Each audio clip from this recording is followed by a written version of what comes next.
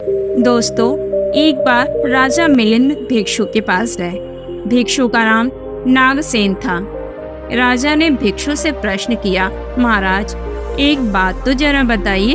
आप कहते हैं कि हमारा व्यक्तित्व स्थिर नहीं है, जीव स्वयं कुछ भी नहीं होता, तो फिर जो आपका नाम नागसेन है, यह नागसेन कौन है? क्या सिर के बाल नागसेन है? भिक्षु ने कहा, नहीं, ऐसा नहीं है। राजा ने फिर पूछा, क्या ये दांत, मस्तिष्क, मांस आदि नागसेन है? भिक्षु ने कहा, नहीं राजन।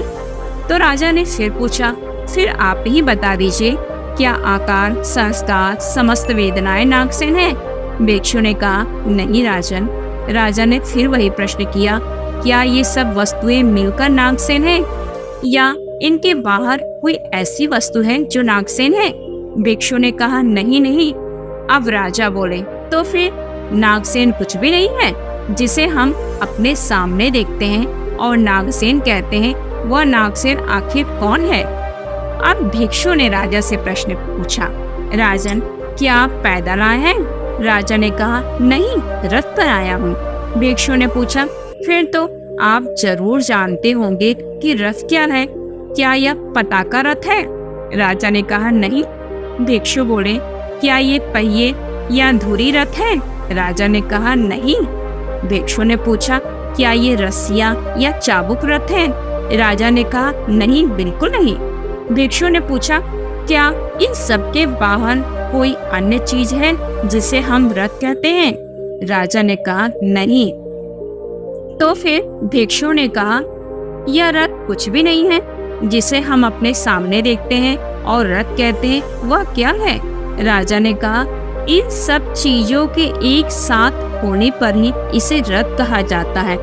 भिक्षु ने कहा, राजन, इसमें ही आपकी जिज्ञासा का हल छिपा हुआ है। जिस प्रकार इन वस्तुओं के उचित तालमेल से रथ का निर्माण हुआ है, ठीक उसी प्रकार अग्नि, पृथ्वी, आकाश, जल और वायु, इन 5 तत्वों के समुचित संयोजन से बना शरीर ही नागसेन है।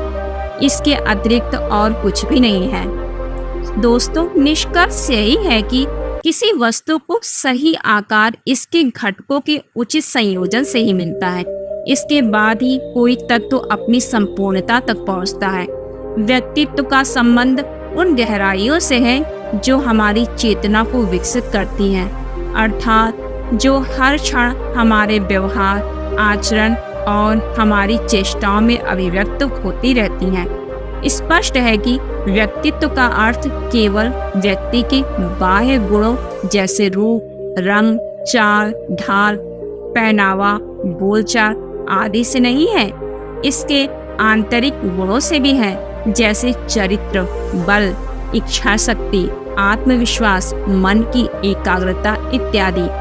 इस प्रकार से व्यक्तित्व का अर्थ व्यक्ति के बाह्य गुणों एवं आंतरिक गुणों के योग से होता है। यथार्थ में आंतरिक गुणों के विकास से ही आपके व्यक्तित्व को संपूर्णता प्रदान होती है, जिसे कंप्लीट पर्सनालिटी यानी डायनेमिक पर्सनालिटी कहते हैं, जो किसी भी क्षेत्र में स्थायी सफलता का प्रमुख अंग मानी जाती है।